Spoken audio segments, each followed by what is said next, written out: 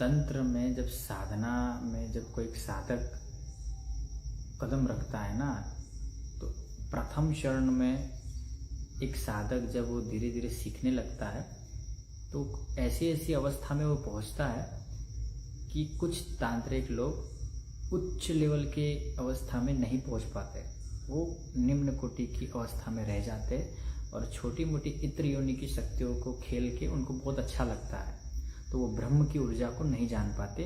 क्यों नहीं जान पाते? क्योंकि उनके कर्म उनको अटका देते हैं और उतना ही वो करके वो लोग छोटी मोटी चमत्कारिक चीज़ें करके वो खुश रहते हैं।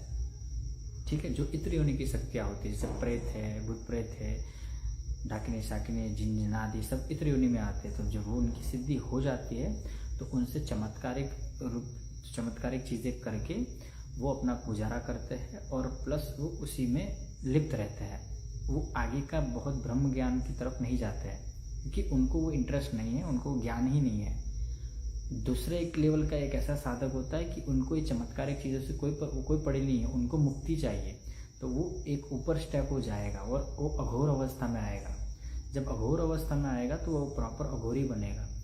प्रॉपर अघोरी अगर जब बनेगा तो वो शिव तत्व में विलीन हो जाएगा और वो पूरी देवताओं की मतलब सारी स्ट्रेटजी को समझ जाएगा कि देवता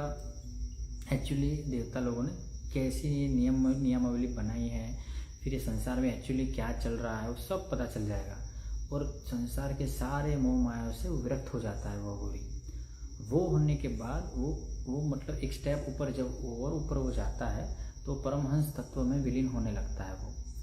वो फिर वो संसार की माया को त्याग कर देता है और जितनी भी शक्तियों को भी वो समझ जाता है कि शक्ति को भी कैसे नियंत्रण करना है, कैसे छोड़ना है, कैसे पकड़ना है, सब उसको पता होता है क्योंकि वो अघोर अवस्था से भी ऊपर की एक अवस्था में वो आ चुका है। समझ रहे हो? जब इस अवस्था जब पहुंचते हैं ना तो वो ब्रह्म से डायरेक्ट कनेक्ट होता है, उसका क्राउन चक्र खुला होता है, कुंडलिनी ऊर्जा खुली हुई होती है, तो वो सब कुछ ऊपर से बैठे बैठे सब देख सकता है और शिष्यों को गाइडलाइन देते हैं।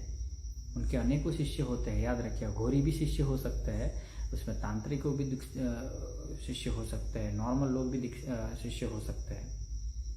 ये चीज़ को समझिए आप लोग। जब एक कोई ऐसे साधक से बैठा हो ना तो वो अपने ही आयाम की बात करेगा आपसे, याद रखना, क्योंकि उसका लक्ष्य है मुक्ति। ये जो ऊर्जा है, ये जो हमारा हार्ट पिंड शरीर है,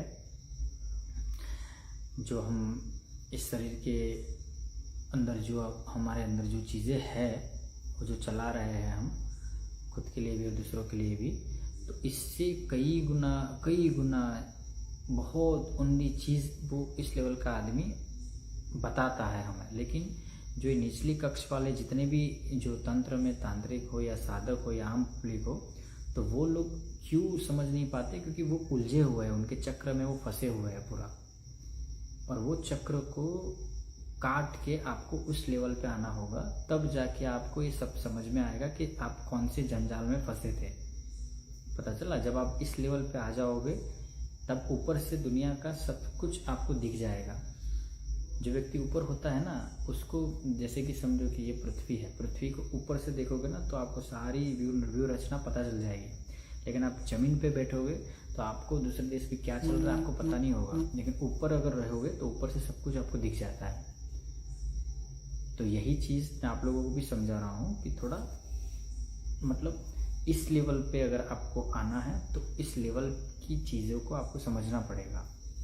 ठीक है? और ये धीरे धीरे प्रगति होती है। ऐसा नहीं है कि तुरंत ही आप इधर आ जाओगे, ऐसा नहीं होता। आपको प्रैक्टिकली धीरे धीरे सीखना पड़ेगा सब। समझ में आया? परमहंस तत्व में जब आप आ जाते हैं ना, कोई अघोरी, कोई संत, कोई महात्मा, तो वो याद रखना, वो ब्रह्म में विलीन हो जाता है और वो व्यक्ति की मुक्ति अवश्य हो जाती है। और मुक्ति होने के बाद भी उनको ये जो निचले कक्ष के जितने भी लोग हैं वो युगों तक उनको याद रखते हैं और उनकी विचारधारा फॉलो करते हैं और उनको अपना भगवान घोषित करते हैं और भगवान मान के उनकी पूजा करते हैं। जो आज भी हम जो महंतों को, संतों को, जो बड़े बड़े दिग्गज लोग हैं, उनको जब हम पूछते हैं ना, इन्हीं कारणवश हम पूछ रहे हैं इन लोगों को, याद रखना। ठीक है? तो आप लोगों के अंदर भी वो पोटेंशियल है, आप भी इंसान हो, याद रखिए आप भी कर सकते हो। ऐसा ज़रूरी नहीं है कि उन्होंने किया तो वो ही कर सकते, हम नहीं कर सकते, ऐसा नहीं होता है। सब इंसान सेम है, सबको अपने अंदर का जो कुंडलिनी ऊर्जा है, जो ज्ञान है, उसमें बढ़ोतरी करना पड़ेगा। कुंडलिनी ऊर्जा आपको एक्टिव करना पड़ेगा, सीखना पड़ेगा। जो आलस्य है वो आलस्य आपको दूर करना पड़ेगा, तब आप सब कुछ आप प्राप्त कर सकते हैं। मेहनत करोगे तो फल अवश्य मिलेगा।